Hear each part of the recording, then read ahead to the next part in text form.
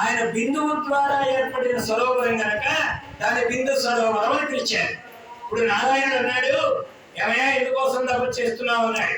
నేను ముక్తి కోసం చేస్తున్నాను అన్నాడు. ముక్తి తర్వాత సంగతయ్యా, ముందు ఒక జీవితంలో గృహస్థాశ్రమం స్వీకరించు, ఒక భార్యని పొందు, తద్వారా సంతానాన్ని కను, దాని ద్వారా ప్రజోత్పత్తి జరుగుతుందని పరమాత్మ చెప్పారు. ఆయన అన్నాడు, ఏమండి భార్య అంటే బంధనం కదా, ఆ బంధనంలోకి నన్నడా వెళ్ళమంటావు అని అడిగాడు కర్దముడు. అడిగితే ఆయన అన్నాడు, ఏం పర్వాలేదు, నేనే ఒక ఆయన్ని పంపిస్తాను నీ దగ్గరికి, వాళ్ళ అమ్మాయి ఉంటుంది దేవహూతి అని, ఆవిడ పెళ్లి చేసుకో అన్నాడు. తెల్లారితే ఒక మహానుభావుడు, ఆయనకి స్వయంభూమన్ అనేటువంటి ఒక మహానుభావుడు అక్కడికి రావడం, ఆయన కుమార్తెని ఆయనకిచ్చి వివాహం చేయటం. వివాహం చేసేటప్పుడు ఆయన కండిషన్ పెట్టాడు. ఏమిటా కండిషన్? నేను సంతానం కలిగేంత వరకే ఈవిడతో ఉంటాను, సంతానం కలిగిన తరువాత ఇక నేను ఈ ఆశ్రమంలో ఉండను, సన్యాసిగా వెళ్ళిపోతాను. సరే, ఈయనకి ఓ రోజున వాడు ఆవిడ సేవ చేస్తుండగా ఆవిడ ఏనాడు భర్తని ఇది కావాలని అడిగారు కదండి. మీ సేవను చూసి ఆయనకు జాలి వేసి ఓ రోజున అడిగాడు, దేవి నీకేమైనా కోరిక ఉందా తీరుస్తానన్నాడు. దానికి ఆవిడంది, నాకేం కోరికలు ఉంటాయి స్వామి, మీ సేవ చేసుకుంటున్నాను చాలు. అలా కాదురే, ఏదైనా ఉంటే చెప్పు తీరుస్తాను. కొద్దిగా నేను విహారయాత్ర చేయాలని ఉంది అన్నాడు ఆవిడ. వివాహం కాగానే ఆడవాళ్ళు ఏమడుగుతారు? నన్ను ఊటీ తీసుకెళ్తావా, కొడైకెనాల్ తీసుకెళ్తావా అని అడుగుతారు కదా. దాన్ని ఏమంటారండి? హనీమూనా? ఏదో ఉండండి, దరిద్రానికి ఏదైతే ఏదో ఉంటుంది కదా. అక్కడికి ఏదో కావాలని వెళ్ళింది, అడిగింది ఆవిడ. నేను కూడా ఏదో విహారయాత్ర చెయ్యాలి. వెంటనే ఆయన ఏం చేశాడు? ఒక దివ్యమైన విమానాన్ని సృష్టించాడు. ఆ విమానంలో వీళ్ళు చాలా కాలం పాటు తిరిగారు, అన్ని భోగాలు అనుభవించారు. అనుభవించిన తర్వాత వాళ్ళకి 9 మంది ఆడపిల్లలు పుట్టారు. 9 మంది ఆడపిల్లలు. ఈయన అన్నాడు, ఇప్పటికి చాలా ప్రయాణం చేశాను, 9 మందికి అన్నాను, ఎవరైనా దారి నేను పోతానన్నాడు. ఆవిడంది, నువ్వు అన్న మాట ఏంటి, చేస్తున్న పని ఏంటి అంటే ఆయన అన్నాడు, సంతానం వచ్చింది కదా, మీ నాన్న చెప్పినట్టుగా మీ నాన్న మాట కట్టుబడి సంతానం కలిగేంత వరకు ఉన్నాను, ఇక వెళ్ళిపోతున్నాను. ఆవిడంది, ముక్తినిచ్చే ఒక కుమారుని ప్రసాదించి వెళ్ళండి అని. అప్పుడు ఒకసారి ఈయన వెనక్కి ఆలోచిస్తే విష్ణుమూర్తి కనపడ్డప్పుడు ఈయనతో మాట చెప్పారు. ఏమిటా మాట? ఈయన కోరుకోలేడు, నాయన నువ్వు నాకు భగవంతుడి పుత్రుడిగా కావాలి అని కోరుకున్నాడు ఆయన. సరే, నేను నీకు పుత్రుడిగా పుట్టి నీకు తత్వాన్ని బోధిస్తానని మాట ఇచ్చాడు నారాయణ. ఆ మాట గుర్తొచ్చి పరమాత్మే పుత్రుడిగా పుడతాడు కదా అని ఈయన అలాగే సంసారంలో ఉన్న తర్వాత కపిలుడు పుట్టాడు. పుట్టగానే వాళ్ళ నాన్నగారు ఆ పిల్లాడికి నమస్కారం చేసి, నాయనకి నేను వెళ్ళిపోతాను అన్నాడు. నాన్న, మానవుడు పొందవలసింది ఆత్మజ్ఞానం అని చెప్పాడు. లోకంలో మనం ధ్యానం చేయొచ్చు, పూజలు చేయొచ్చు, తపస్సు చేయొచ్చు, ఎన్ని చేసినా జ్ఞానము పొందకపోతే జన్మ వృధా. అన్నింటికంటే గొప్పది ఏమిటంటే జ్ఞానం అండి. ఎందుకంటే జ్ఞానానికి మించిన వస్తువు లేదు. మీరు ధ్యానం చేసినా, తపస్సులు చేసినా, భజనలు చేసినా, ఏమి చేసినా జ్ఞానము పొందకపోతే మిగతావన్నీ వృధానే. ఆ జ్ఞానాన్ని బోధించాడు ఎవరు? కపిలుడు. వెంటనే వాళ్ళ నాన్నగారు తీర్థయాత్రకు వెళ్ళిపోయాడు. ఇక వాళ్ళ అమ్మ దగ్గరికి వచ్చాడు. నాయన, మీ నాన్నగారు ఆత్మజ్ఞానం పొందారు, మరి నేను కూడా ముక్తిని పొందాలి కదా, తల్లిని కాబట్టి నాకు కొన్ని ఆలోచనలు ఉంటాయి, కాబట్టి నువ్వు కూడా వివాహం చేసుకో, నీకు కూడా ఒక భార్య వస్తే నేను వాళ్ళ ద్వారా మనవళ్ళని పొందితే ఆ మనవళ్ళని ఎత్తుకుంటే అది కదా ఆనందం అని ఏడు మొదలెట్టింది. అప్పుడు ఆయన అన్నాడు, అమ్మా, ఈ జీవితంలోకి వచ్చి కూడా చేసిన పొరపాటే మళ్ళీ చేస్తావా అని అడిగాడండి. ఇప్పుడు ప్రపంచంలో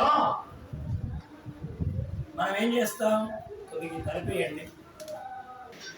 అమ్మా, చేసిన పొరపాటే మళ్ళీ చేస్తామా? లోకంలో చూడండి, ఎక్కడైనా మనం నడిచేటప్పుడు జారుడుగా ఉన్న చోట కాలు జారింది అనుకోండి, మళ్ళా రెండోసారి అదే జారుడులో కాలు పెడతామా? పడిన చోటే మళ్ళీ పడతామా? పడిన చోట ఇంకా జాగ్రత్త పడతాం లేదా? ఇక్కడ పడిన చోట పడుతున్నాను నేను అని జాగ్రత్త పడతామా లేదా? అలాగే ఈయన అన్నాడు, అమ్మా, ఈ సంసారాలు, ఈ కోరికలు, ఈ బంధాలు, ఈ బాంధవ్యాలు, ఈ బంధుత్వాలు ఈ జన్మలోవి కాదమ్మా, జన్మ జన్మల నుంచి మనం ఇదే చేస్తున్నాం అన్నాడండి. కంటున్నాం, తింటున్నాం, నిద్రపోతున్నాం, సంసారం చేస్తున్నాం, సంతానానికి అంటున్నాం. ఇది ఇప్పుడు ఈ జన్మలో మొదలైంది కాదమ్మా, అన్ని జన్మలో చేస్తూ వచ్చింది ఇది. ఆహార నిద్ర భయమైదునా అని సామాన్యమే తత్పశుభిన్నరాణం జ్ఞానం నరాణం అధికో విశేష జ్ఞానేన హీరా పశుభి సమాన అంటాడు ఆదిశంకరాచార్యులు వారు. ఏ జన్మలోకి వెళ్ళినా అన్నం తినడం ఉంది, ఆహారం, నిద్రపోవడం ఉంది, ఎప్పుడు చచ్చిపోతాను అనే భయాన్ని పొందడం ఉంది, సంతానాన్ని కనడం అనేటువంటిది ఉంది. ఏ జన్మలోకి పోయినా ఇది ఉందమ్మా. జన్మ లేకుండా చేసేది ఆత్మజ్ఞానం మాత్రమే, విచారణ మాత్రమే, వివేకం మాత్రమే, వైరాగ్యం మాత్రమే. వైరాగ్యం చేతనే మానవుడు మోక్ష సింహాసనాన్ని అధిరోహిస్తాడు. ఇవన్నీ సాధనలో మెట్లండి. మనం పై అంతస్తుకు వెళ్ళాలంటే దేన్ని ఆశ్రయిస్తాం? మెట్టని ఆశ్రయిస్తాం. అలాగే మోక్షం అనేటువంటి ఎత్తుగా ఉన్న భవనానికి చేరాలంటే ఇవన్నీ సాధనాల్లో మనం దాటవలసినటువంటి మెట్లు, ఎక్కవలసినటువంటి మెట్లు. వాటిలో ముందు విచారణ చేయవలసింది ఏమిటంటే, ఇప్పుడు నేను ఈ జన్మలో పొందుతున్న ఇంద్రియ సుఖాలు కొత్తవా పాతవా? ఒకసారి ఆలోచించండి. ఇంద్రియ సుఖాలన్నీ అన్ని జీవులు అనుభవిస్తూనే ఉన్నాయి. కానీ మనమేం చేయాలి? మాకు సనాతన సాధు సభలు జరిగాయి. సనాతన సాధు సభల్లో ఒక మహానుభావుడు చెప్పాడు, దేహం కోహం నాహం సోహం, ఈ 4 నేర్చుకుంటే ముక్తి అంటే ఏంటో తెలుస్తుంది అన్నాడు. మొట్టమొదటిది ఏమిటి? దేహం. ఇప్పుడు ఈ దేహం నాదే. ఒకవేళ నాదే కనుకైతే నేను అనుకున్నట్టు ఉండాలిగా. ఇప్పుడు చూడండి, అన్నీ ఉన్న కొంతమందికి కొన్ని లోట్లు ఉంటాయి శరీరంలో. మానవుడికి తాను అనుకున్నట్టుగా తన రూపం ఉండదు. ప్రతి వాడికి ఒక రూపాన్ని మనస్సులో పెట్టుకుంటాడు. నేను ఫలానా వాడిలాగా ఉండాలి, ఫలానా వాడిలాగా ఉండాలి. కానీ అలా ఉంటున్నాయా దేహాలు? ఒకసారి ఆలోచించాడు. అంటే దేహాలలో ఏదో ఒక లోపం ఉంది. ఏ లోపం లేకుండా ఎవరికి దేహం లేదు. నేను కోరుకున్నట్టుగా నా దేహం ఉండడం లేదు కనుక దేహం నాది కాదు. ఎవరికైనా ముసలితనం రావడం ఇష్టమండి? తెల్ల వెంట్రుకలు రావడం ఇష్టమా? వంగి నడవడం ఇష్టమా? చేతులు కాళ్ళు వణకడం ఇష్టమా? దంతాలు ఊడిపోవడం ఇష్టమా? కళ్ళు కనపడకపోవడం ఇష్టమా? ముక్కు వాసన పీల్చలేకపోవడం ఇష్టమా? అన్నీ బాగుండడమే కదా ఇష్టం. మరి ఇవన్నీ వస్తున్నాయంటే దేహం నీదే, పరమాత్మదా? నాదైతే నాకు అనుకున్నట్టుగా ఉండాలి కదండి. తల వెంట్రుకలు వస్తే చచ్చిపోతారు కొంతమంది. తల వెంట్రుకలు వస్తే చాలు ఏదో కొంపలు మునిగిపోయినట్టు, ఏదో ఇంకా ఈ ప్రపంచంలో మాకే తల వెంట్రుక పుట్టినట్టు, అసలు నాకే ఈ తల వెంట్రుకలు వచ్చినట్టు ఫీల్ అయిపోయేవాడు కొంతమంది ఉన్నారు. దేహం నాదైతే తల వెంట్రుకలు రాకూడదు కదా. దేహం నాదైతే పళ్ళు ఊడిపోకూడదు కదా. దేహం నాదైతే కళ్ళ మసక రాకూడదు కదా. మరి ఇన్ని నావనుకుంటే నాదనుకున్న దేహం నా మాట ఎందుకు వినడం లేదు? లోకంలో ఒక పిల్లాడు విసిగిచ్చాడనుకో ఏముంటుంది తల్లి? నా పిల్లాడు కాదండి వీడు, ఏనాడు చేసుకున్న బాకీకి పుట్టినట్టున్నాడు, నా పిల్లాడైతే నా మాట వినొద్దు అంటుంది తల్లి. అంటుందా? అందా? నా పిల్లాడైతే నా మాట ఎందుకు వినడు? నేను ఏ జన్మలోనే వీడికి రుణపడి ఉంటాను, ఆ రుణం తెచ్చుకోవడానికి ఇది వేధించడానికి పుట్టాడా అంటారా? అనడం లేదా? అంటే అర్థమేమిటి? దేహము నేను కాదు, దేహము నాది కాదు. నేనైతే నేను చెప్పినట్టు వినాలి, నాదైతే నేను పడిపోమన్నప్పుడు పడిపోవాలి. ఇప్పుడు ఇది నేను అంటున్నాను, నేను కాదనే తేలిపోయింది. ఎందుకని? నేను అనుకున్నట్టుగా ఇది ఉండడం లేదు కనుక. పోనీ నాది అన్నాను అనుకోండి, నేను చావమన్న దాకా ఇది ఉండాలి. అర్థమవుతుందా? నేను చావమన్న దాకా ఇది ఉండాలి. నేను చావమన్న దాకా చావకుండా ఉంటుందా? నేను భీష్మాచార్యులంటే పడిపోయేదాకా ఉండవే దేహం అంటే అది ఉంటుందా? ఏ 2109లోనో చదువు కానీ 2026లో చావడానికి వీల్లేదు. లేకపోతే 2050లో చావడానికి వీల్లేదు. ఇంత దూరం ఉండాలని నేను అనుకున్నాను అనుకోండి, ఇది నాది అయితే, ఇదే నేనైతే నేను ఉండమన్నంత వరకు ఉండాలి. ఈ రెండు నా చేతుల్లో లేవు గనక ఇది నాది అనేది ఎంత సత్యం ఒకసారి ఆలోచించాను. అంటే దేహం, మరి దేహం నేను కానప్పుడు నేనెవరిని? ఇది కోహం. కోహం అంటే నేనెవరిని, ఇది విచారణ. కస్త్వం కోహం కుత ఆయాతః, నేనెవరిని, ఎక్కడి నుంచి వచ్చాను, ఎక్కడికి వెళ్తున్నాను, ఈ విచారణ ప్రతి వారు చేయాలి. మూడవది ఏమిటి సమాధానం అంటే నాహం, నేనేమీ కాదు. నేను కళ్ళు కాదు, నేను చెవులు కాదు, నేను ముక్కు కాదు, నేను నోరు కాదు, నేను ఇంద్రియాలు కాదు, నేను పంచతన్మాత్రులు కాదు, నేను పంచకోశాలు కాదు, నేను త్రిగుణాలు కాదు, నేను సప్తధాతువులు కాదు, నేను అష్టమదాలు కాదు, నేను నవరంధ్రాలు కాదు, నేను దశేంద్రియాలు కాదు, నేను 14 తత్వాలని కాదు. ఉన్నాయి కదా జ్ఞానేంద్రియాలు, కర్మేంద్రియాలు, అంతరేంద్రియాలు. అవైదు ఇవైదు లోపల 4, మొత్తం కలిస్తే ఎన్ని? 14. ఈ 14 తత్వాన్ని నేను కాదు. పోనీ వీటితో కూడినటువంటి వ్యవస్థ నాది.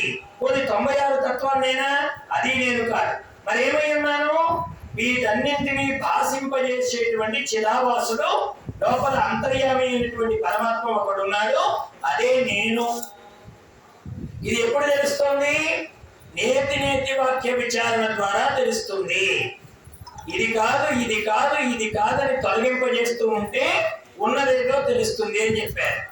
మనకు ఆ విడదీయటమే తెలియకపోతే, నేను కానిదాన్ని నేను అని అనుకుంటున్న వాడికి ఎంత చెప్తే మన తత్వం తెలుస్తుంది చెప్పండి.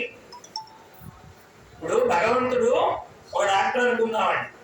ఒక డాక్టర్ దగ్గరికి వెళ్ళిన తర్వాత, అబ్బాయి నీకు పలానా జబ్బు ఉందని నిర్ణయం జరిగిన తర్వాత దానికి కొన్ని మాత్రలు ఇస్తారు, ఔషధాలు ఇస్తాడు.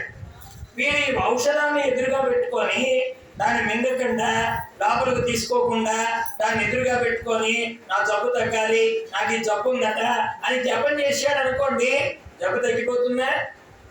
వాడు ఎదురుగా ఉండి చూచినంత మాత్రాన అది తగ్గిపోతుందా? డాక్టర్ ఎంత గొప్పవాడైనా ఔషధము లోపలికి వెళ్ళాల్సిందే. గురువు ఎంత గొప్పవాడైనా సాధన నువ్వు చేయాల్సిందే. గుర్తుపెట్టుకోండి. డాక్టర్ గొప్పవాడే, మందులు గొప్పవే, తెచ్చింటో పెట్టుకున్నా, ఎదురుగా పెట్టుకొని చూస్తుంటే జబ్బు తగ్గుతుందా? గురువు గొప్పవాడే, మంత్రం గొప్పదే, సాధన చేయటంలే, జన్మ నాది దేహం నాది అనేటువంటి ఆ భావన తొలగిపోతుందా? తొలగిపోదు. దాని విచారణ చేస్తేనే తొలగిపోతుంది. ఔషధం లోపలికి వెళ్తేనే జబ్బు తగ్గుతుంది. డాక్టర్ గొప్పవాడైనంత మాత్రాన జబ్బులు తగ్గవు. గురువు గొప్పవాడైనంత మాత్రాన మనకి జబ్బు పోదు. ఇది పోవాలంటే విచారణ మనమే చేయాలి. నాహం అంటే నేనేది కాదు, నేనేది కాదు. ఇది నిర్వాణ శక్తుల్లో ఆదిశంకరాచార్యులు వారు చెప్తారు, నేనేది కాదు. మరి నేనెవరిని? చిదానంద రూపం శివోహం, శివోహం. నేను ఆ చిదానంద రూపుడిని. ఇది కంటికి చూపుకు కారణమైన వాణ్ణి, చెవి శబ్దము వినడానికి కారణమైన వాణ్ణి, నాలుక రుచికి కారణమైన వస్తువులు నేను. ఇవన్నీ లోపల ఏదో పరికరం చేత పనిచేస్తూ ఉన్నాయి.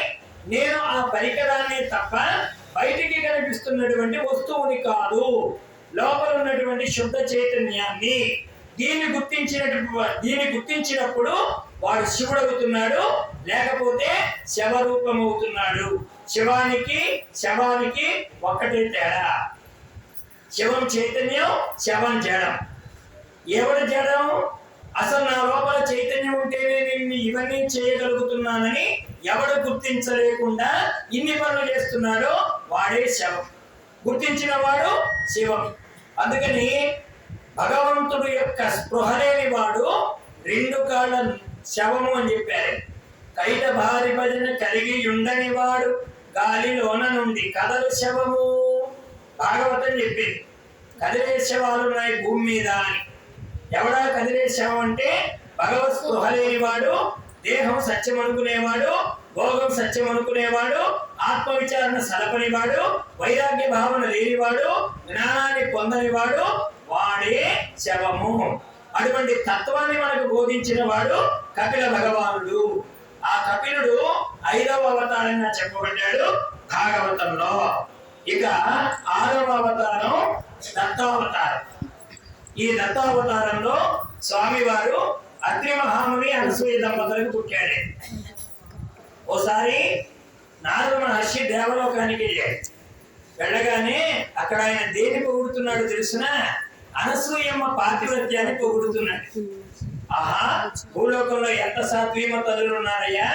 భర్త సేవే పరమావధిగా కలిగిన వాళ్ళు సూర్యగమనాన్ని ఆపినటువంటి సుమతికి ఉపదేశం చేసి మరలా గమనము తిరోగమనం అనేటువంటి రెండు, అంటే ఉదయము అస్తమయము అనేటువంటి రెండింటిని జరిపించిన వారు, చక్కనైనటువంటి పతివ్రత భావాలు కలిగిన వాళ్ళు భూలోకంలో ఉన్నారు. ఎవరవిడే?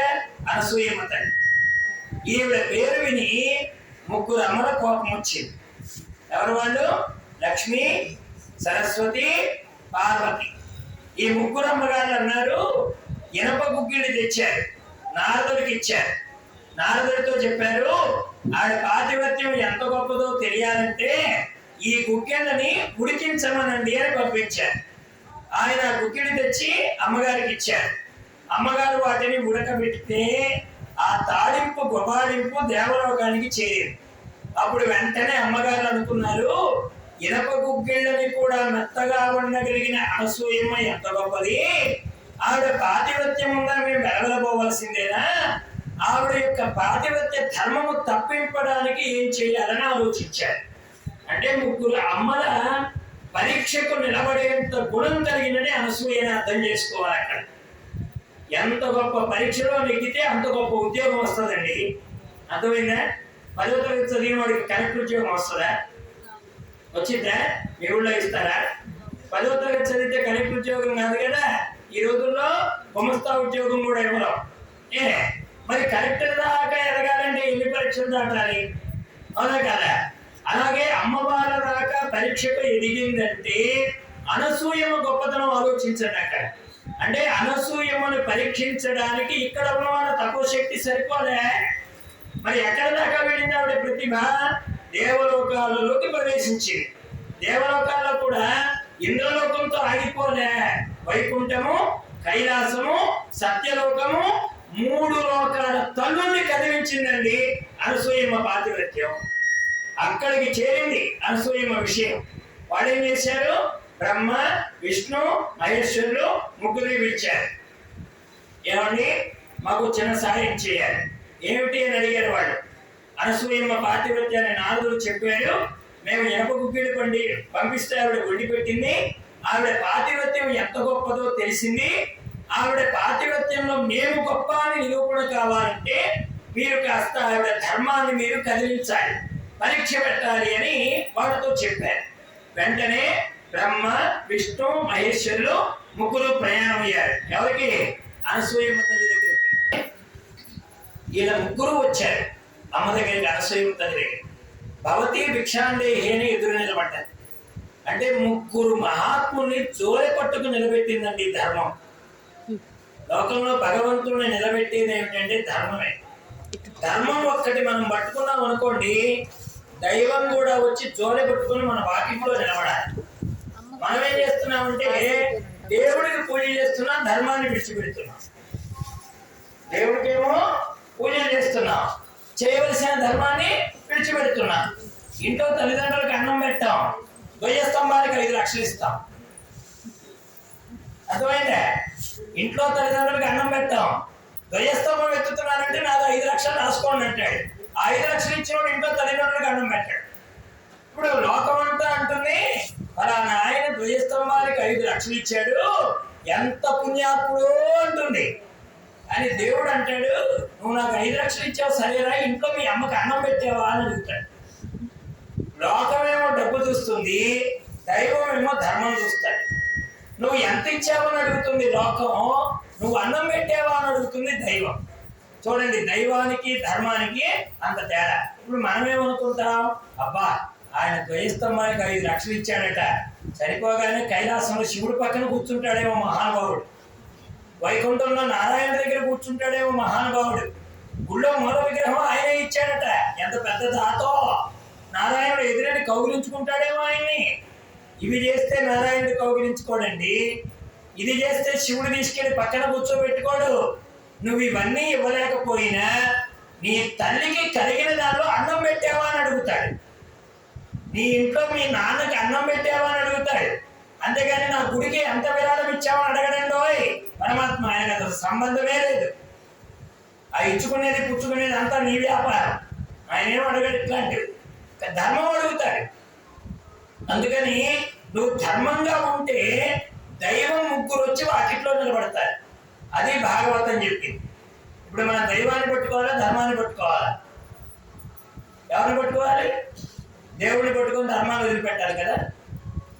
దేవుడిని పట్టుకొని ధర్మాన్ని వదిలిపెట్టాలి, అంతే కదా? కాదు కాదు, ధర్మాన్ని పట్టుకొని దైవాన్ని విడిచినా పర్వాలేదు. ఎందుకని? దైవము ధర్మము రెండు వేరు కాదు కనుక. అర్థమైందే? దైవమే ధర్మము, ధర్మమే దైవం. నువ్వు నీ ధర్మాన్ని పాటిస్తున్నావంటే అందరి దేవతల్ని కొలిచిన పుణ్యమే. నువ్వు ధర్మంగా ఉంటే చాలు. అంతేగాని నేను అధర్మంగా చేశాను, తిరుపతిలో హుండీలో డబ్బులు వేసాను, నేను అధర్మం చేశాను, శ్రీశైలంలో డబ్బులు వేసాను అంటే భగవంతుడు నీ డబ్బులకి లొంగిపోయేవాడు కాదు. నీ పాపిష్టి డబ్బుకు తనని తాను అమ్ముకునేవాడు దేవుడే కాదు. గుర్తుపెట్టుకోండి. నీ పాపిష్టి డబ్బుకు లొంగిపోతే వాడు దేవుడే కాదండి, వాడు మనిషి అవుతాడు. దేవుడు ఎందుకు అవుతాడు? ధనానికి లొంగిపోయిన వాడు దైవం కాదు, ధర్మానికి లొంగిన వాడే దేవుడు. అంటే వాడు ముగ్గురిని నిలబెట్టిందండి అనసూయమ్మ. అనసూయమ్మ వాడు ముగ్గురిని నిలబెట్టింది.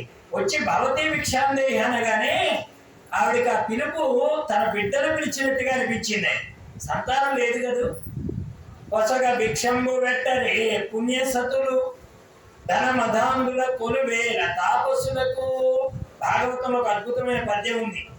కమనీయ భూమి భాగములు లేకున్నవే పడియుండుటకు దూది పరుపులేల వాల్కాల జీన కుశావడులు లేకున్నవే కట్టు దూకుల సంగంబులేల కొనకు నివసింప గుహలు లేకున్నవే రాసౌద సౌదాది పటలమేల సహజంబులకు కరాంజలులు లేకున్నవే భోజన భాజన పుంజమేల ఫల రసాదులు గురియవే పాదుకములు స్వాదు జలములు నుండవే సకల నదులు పొసగ భిక్షంబు పెట్టరే పుణ్యసతులు ధనమధాంధుల కొలువేల తాపస్సులకు.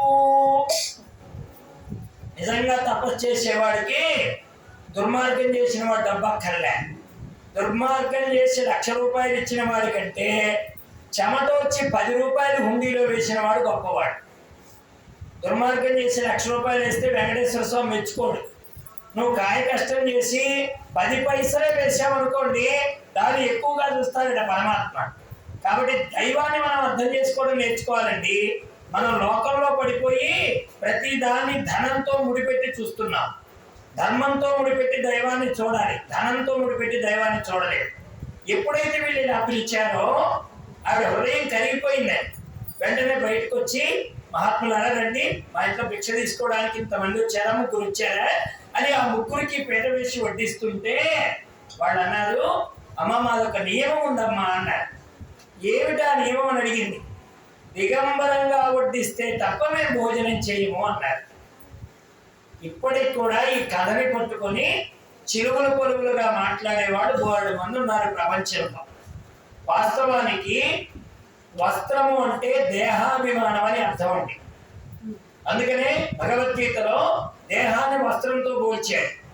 వాసాంసి జీర్ణాన్ని యదా విహాయ నవాని గృహ్ణాతి నరోపరాణి తదా శరీరాన్ని విహాయ జీర్ణాన్ అన్యాని సంయాతి నవాని దేహి. మానవుడు ఎలాగైతే చిరిగిపోయినటువంటి వస్త్రాన్ని వదిలేసి నూతనమైనటువంటి వస్త్రాలు కట్టుకుంటున్నాడో, మానవుడు కూడా జీర్ణమైన శరీరాన్ని వదిలేసి కొత్త శరీరాన్ని ధరిస్తున్నాడు అని చెప్పారు. కాబట్టి మా ఆశ్రమంలో వృద్ధాశ్రమం ఉన్నది. ఆ వృద్ధాశ్రమంలో మొన్నటి దాకా ఒక అమ్మగారు ఉన్నారు. ఆవిడ మేమందరం ధర్మాజీ కూడా మా అమ్మగారు అని పిలిచేవాళ్ళం. ఆవిడ 100 సంవత్సరాలు బ్రతికిందండి. మొన్న మధ్య గురు సాహిత్యం పొందింది. ఆవిడ వృద్ధాశ్రమం మొదలు పెట్టిన దగ్గర నుంచి మన కొత్త బిల్డింగ్ తయారై ప్రవేశం చేసేంత వరకు ఆ ఉన్నటువంటి వృద్ధుల్లో ఆవిడే పెద్ద ఆవిడ. మాతాజీ వారు ఏం చేశారంటే కరోనా సమయంలో విష్ణు సహస్రనామ పారాయణం పెట్టారు. కరోనా సమయంలో ఎవరు బయటికి రాకూడదు కదా, కానీ మా ఆశ్రమంలో అక్కడక్కడ మేము తిరగవచ్చు. అందుకని వృద్ధాశ్రమంలో విష్ణు సహస్రనామ పారాయణం పెట్టారు. ఎందుకంటే ఔషధం ఎవరికి అవసరం అండి? ముసలివారికే అవసరం. ఇప్పుడు కరోనా సమయంలో వయస్సు నిమిత్తం లేకుండా వ్యాపించింది కదా సూక్ష్మజీవి. ఎంతో మంది ముక్కులకి మూతులకి గుడ్డలటం కట్టుకు తిరిగాం కదా. అప్పుడు తొందరగా వచ్చే లక్షణం ఎవరికి ఉంటుందంటే వృద్ధులకు ఉంటుంది. ఇమ్యూనిటీ పవర్ లేకపోయింది అనుకోండి శరీరంలో, వాళ్ళు తొందరగా ఏదైతే కారణమైనటువంటి సూక్ష్మజీవి ఉన్నదో అది వాళ్ళని ఇబ్బంది పెడుతుంది. మాతాజీ వారు ఏం చేశారంటే, మీరు నమ్ముతారో నమ్మరో, కరోనా సమయంలో మేము వెళ్ళి పారాయణం మొదలు పెడితే వృద్ధాశ్రమంలో మంచాల మీద ఉన్న వాళ్ళు ఎవరో ఒక్కళ్ళు చనిపోలేదండి. అంటే నామానికి ఉన్న శక్తి చూడండి, అది గురువు చెప్పాలి. అమ్మ చేయించారండి మా అందరి చేత పారాయణం. సరే వెళితే ఈ ధర్మాజిగూడ మా అమ్మగారి మంచం ఇలా ఉండేది, మాతాజీ వారు అలా కూర్చునేవాళ్ళు, నేను ఇక్కడ ఉంటాను, వచ్చిన భక్తులందరూ అలా కూర్చునేవాళ్ళు. ఈ మా అమ్మగారు మాతాజీ గారు వెళితే ఒక మాట అడిగేదండి, అమ్మ ఇక నన్ను ఎంతకాలం ఉంచుతావమ్మా, నీలో కలుపుకోమ్మా, నీలో కలుపుకోమ్మా అని అడుగుతండి. ఆవిడికి అసలు స్పృహ లేదు, చాలా తక్కువ మాట్లాడేది మా అమ్మగారు. అప్పుడు మాతాజీ గారు ఒక మాట అన్నారు. ఏమిటా మాట అంటే, నీ చొక్కా అంటే దేవుడు చాలా ఇష్టమైంది, అందుకైనా వాడు చిరిగిపోయినా కానీ వేసుకోవాలనుకుంటున్నాడు, వాడు వేసుకోవాలనుకున్నంత కాలం ఈ చొక్కా ఉంటుంది అన్నారండి అమ్మ. మహాత్ముల మాట అలాగే ఉంటుంది. ఇప్పుడు ఆవిడేమో నన్ను తీసుకెళ్ళని ఆవిడ అంటుంది. మాతాజీ వారు ఏమన్నారు, ఈ చొక్కా అంటే స్వామికి చాలా ఇష్టం. దేహం అని లేదండి మహాత్ములు, వాళ్ళు మాట్లాడే మాటే మనకు జ్ఞాన గుళిక. గురుదేవుల యొక్క ముఖస్థుగా వచ్చేటువంటి మాట ఏదైతే ఉంటుందో అది కొన్ని గ్రంథాల సారం అండి. ఎన్నో గ్రంథాలు చదివితే జ్ఞానం వచ్చేదో, గురువు దగ్గర చేరినటువంటి కాలంలో మనం అనుభవించిన జ్ఞానం ఉంటుంది. 100 పుస్తకాలు చదివితే ఎంత జ్ఞానం వస్తుందో, గురు సన్నిధిలో సేవ చేసి ఆయన మాట వింటే అంత జ్ఞానం వస్తుంది. మనకేమో గురు సన్నిధిలో ఉండడమే కుదరదాయి. ఇది సమయం. రెండవది ఏమిటి, సమయం కుదిరినా కానీ జ్ఞానం మాత్రం పడదు. గంటలు కూర్చుంటామే కానీ ఆ ఒక్కటి తప్ప. ఎప్పుడంటాడే నీ పతి ప్రాణములు దక్క, వాడు అనేది ఒకటే మాట, ఏమన్నా కోరుకో నీ పతి ప్రాణము దక్క. మనం కూడా అంతే, నీ దగ్గర కూర్చుంటాం కానీ జ్ఞానము దక్క, నీ దగ్గర కూర్చుంటాం కానీ జ్ఞానము దక్క. ఆ ఒక్కడొస్తే మళ్ళీ సంసారం ఎక్కడ విడిపోతుందో భయం మనకి. ఏం పోతే ఏమైంది చెప్పండి? భ్రాంతి తొలగితే కదా బ్రహ్మ ఏంటో తెలిసేది. బ్రహ్మాన్ని తెలుసుకోవడానికే కదా గురువు దగ్గరికి వచ్చావు. మరి భ్రాంతి తొలగే బోధన నువ్వు లేకపోతే, ఆ బోధలో ఉండే సారాన్ని నువ్వు గుర్తించకపోతే, ఆ భ్రాంతి తొలగేదెప్పుడు, బ్రహ్మమును అనుభవించేదెప్పుడు? మనం ఏమంటున్నాం? బ్రహ్మం కావాలంటున్నాం, భ్రాంతి పోకూడదు అంటున్నాం. ఇది ఎప్పుడైనా కుదురుతుందో చెప్పండి? భ్రాంతి తొలగితే ఉన్నదే బ్రహ్మం. నువ్వేం చేస్తున్నావు? అది పోవడానికి మాత్రం వీల్లేదు, కానీ నాకు మాత్రం బ్రహ్మం అంటే ఏంటో తెలియాలి. నేను సంసారాన్ని మాత్రం విడిచిపెట్టను, కానీ సారం అంతా నాకు వచ్చేయాలి. నేను నా పిల్లల వాడి మీద మమకారం మాత్రం మొదలలేదు, కానీ మోక్షం మాత్రం వచ్చేయాలి. ఎలా కుదురుతుందండి? ఇది కుదిరే మాటైనా? ఏమండి, దీపం వెలిగించను కానీ చీకటి పోవాలన్నాడు వెనకటి కేవలం. దీపం వెలగంటే చీకటి పోతుందా? చీకటి ఉన్నంత వరకు వెలుగు రాకపోతే ఆ తమో గుణం పోవాలంటే వెలుగు రావాలిగా. వెలుగొద్దంటున్నాం, చీకటి పోవాలంటున్నాం. ఇది ఎన్ని జన్మలు ఎత్తినా జరగదో, అలాగే మనలో కూడా వైరాగ్యం కలగకపోతే, జ్ఞానం కలగకపోతే జన్మలు పొందడం అనే చీకటి కూడా తొలగదు. అందుకనే స్వామి వారు 3 మహాత్ములు ఎదురుగా వచ్చి, అమ్మా దిగంబరంగా వడ్డిస్తే తప్ప మేము తినమన్నారు. అంటే దేహాభిమానం లేకుండా మనం భగవంతుడికి నివేదనం అయిపోవాలి. దేహం మళ్ళీ ఇది నాది అనే అభిమానం ఉండకూడదు. మన రామకృష్ణానంద స్వామి వారు చెప్పారు, బలి చక్రవర్తి 3 అడుగులు ఇచ్చాడు. 1 అడుగుతో భూమిని కొలిచాడు, 2వ అడుగుతో ఆకాశాన్ని కొలిచాడు, 3వ అడుగు ఎక్కడుందని అడిగితే బలి చక్రవర్తి తల చూపించాడట. పక్కన ఉన్న బలి చక్రవర్తి భార్య నవ్వుతుందట. వెంటనే వాడు అన్నారట, ఏమమ్మా మీ ఆయన గారు దానం ఇస్తుంటే నవ్వుతున్నావు, ఎందుకు నవ్వుతున్నావు? తీసుకుంటున్న విష్ణుమూర్తిని చూసి నవ్వుతున్నావా, ఇస్తున్న మీ ఆయన చూసి నవ్వుతున్నావా అని అడిగారు. నవ్వు చాలా రకాలుగా ఉంటుంది. ఆ నవ్వుకు అర్థాలు కూడా వేరువేరుగా ఉంటాయి. అసంబద్ధంగా నవ్వామనుకోండి కొంపలు కోలుతాయి. ఎవడో వెళ్ళిపోయాడు, చచ్చిపోయాడు, ఏడుస్తున్నారు, మనం అక్కడికి పోయి నవ్వామనుకోండి ఏమవుతుంది? మన వీపు సాపు అవుతుంది. కాబట్టి కొన్ని కొన్ని చోట్ల అసంబద్ధంగా ఉండకూడదు. అలాగే ఇక్కడ కూడా ఆవిడ నవ్వితే వీళ్ళకి ఎందుకు నవ్విందో అర్థం కాలేదు. వెంటనే మహాత్ములు అనుకున్నారు, ఈవిడ చాలా జ్ఞానవంతురాలు, కారణం లేకుండా నవ్వదు, కారణం లేకుండా నవ్వదు. అందుకని వాళ్ళలో అడిగారు, అమ్మాయి ఎందుకు అలా నవ్వావంటే అప్పుడు ఆవిడంది, మా ఆయనకి ఇంకా అజ్ఞానం పోలేదయ్యా. అసలు వచ్చినవాడెవడో చెప్పండి, నేను చెప్తాను తర్వాత. వచ్చినవాడెవడు? కాదు, ఇంకా కాదు, ఇంకా చెప్పండి. వచ్చినవాడు ఎవడని అడిగాను నేను, చెప్పండి. వచ్చినవాడెవడు? ఇచ్చిన వాడే వచ్చాడు. బలి చక్రవర్తికి ఇచ్చిన వాడెవడో, వచ్చిన వాడు కూడా వాడే. ఇప్పుడు ఇచ్చిన వాడికి తీసుకునే అధికారం ఉందా లేదా? ఒక వస్తువు ఇచ్చాడండి, ఆ వస్తువు మళ్ళీ మనం తిరిగి అప్పచెప్పేటప్పుడు అప్పచెప్పలేదనుకో వాడు అడుగుతాడు, ఏమైనా నా వస్తువు తీసుకున్నావు ఇవ్వలేదని అడిగితే మనం వాడి వస్తువు వాడికి ఇచ్చేటప్పుడు కూడా నేను ఫోటో తీయించుకుంటానా? వాడి వస్తువు వాడికి ఇస్తూ నేను ఫోటో తీయించుకోను. ఎందుకని? ఇది వాడిదే, వాడికే ఇస్తున్నాను కనుక. కాబట్టి వచ్చిన వాడెవడు? బలి చక్రవర్తికి ఇచ్చిన వాడే వచ్చాడు, కానీ తీసుకున్నవాడు స్వతంత్రతను చూపించాడు. భగవంతుడి దగ్గర నుంచి తీసుకున్నవాడు ఇది నాది అన్నాడండి. ఆ అహంకారమే బలి చక్రవర్తిని తొక్కడానికి కారణమైంది. వస్తువుని కొన్నాళ్ళు నీ దగ్గర ఎట్టి పెడితే ఇది నాది అన్నాను అనుకోండి, లోకం ఒప్పుకుంటుందా? భగవంతుడు ఇచ్చినవాడు. ఈ సత్యం గుర్తించింది ఎవరంటే వాడు ఆవిడే. ఆవిడ అంటుంది, ఇంకా మా ఆయనకి అజ్ఞానం పోలేదు, భూమితో ఒక అడుగుతో తొక్కి భూమి నాదన్నాడు, ఆకాశం అంతా తొక్కి అది నాదన్నాడు. అసలు ఈ రెండు నాది అనడానికి కారణమైన మేను ఎవరిస్తే వచ్చింది? మేను కూడా భగవంతుడిస్తేనే వచ్చింది. మేనంటే అర్థమేమిటి?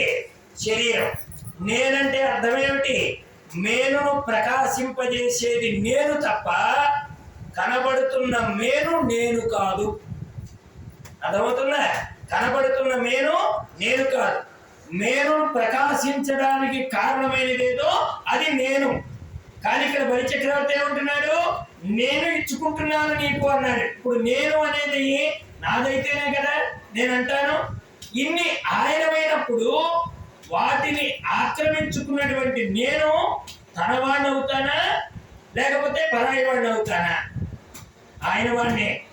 ఎప్పుడైతే భూమి ఆయనదైపోయిందో, ఆకాశం ఆయనదైపోయిందో, ఆకాశము భూమి మీద ఉన్న ప్రతి వస్తువు కూడా ఆయనకు చెందింది.